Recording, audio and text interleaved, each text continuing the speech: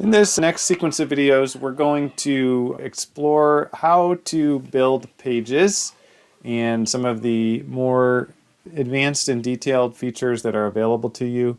We're going to do this by focusing on the welcome section of the website, the what to expect page, and that kind of thing. So where we're going to start is just getting our bearings with the block editor interface. So when you're learning about WordPress, you may hear terms like Classic Editor and Block Editor and Gutenberg. What you're looking at right now is called the Block Editor.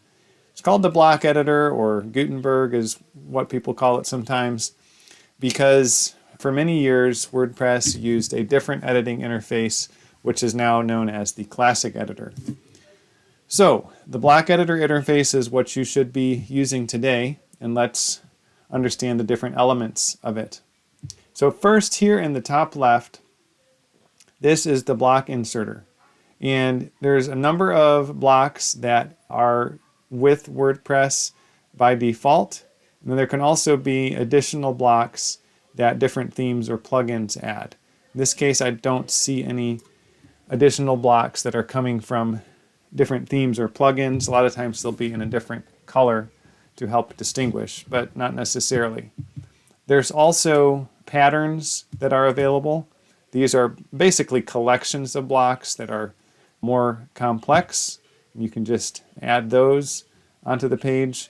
And there's also media that can be added from there as well. Tools, I have never personally used this, so I'm really not sure what that is there for. Now this view is very helpful.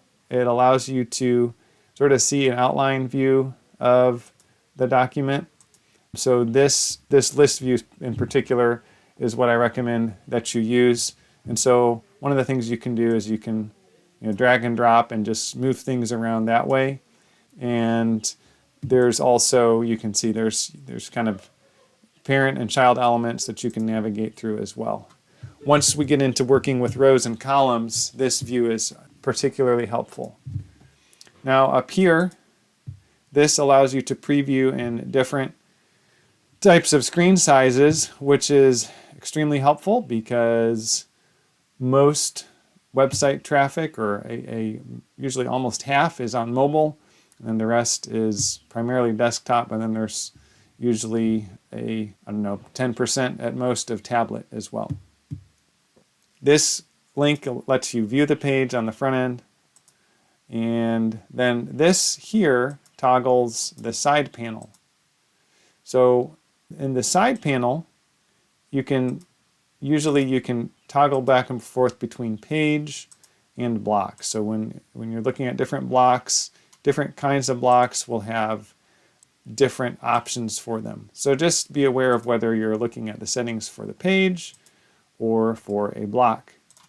And then this here basically lets you control this whole interface, so you can go to distraction free, and it basically removes everything. And get rid of that. And get rid of the full screen mode. There we go.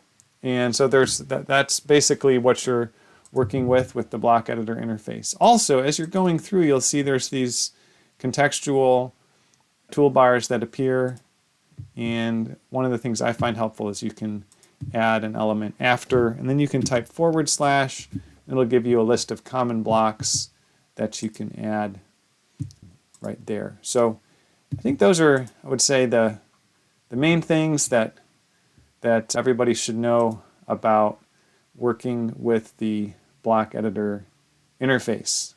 And of course here you have an undo button, which can be helpful sometimes.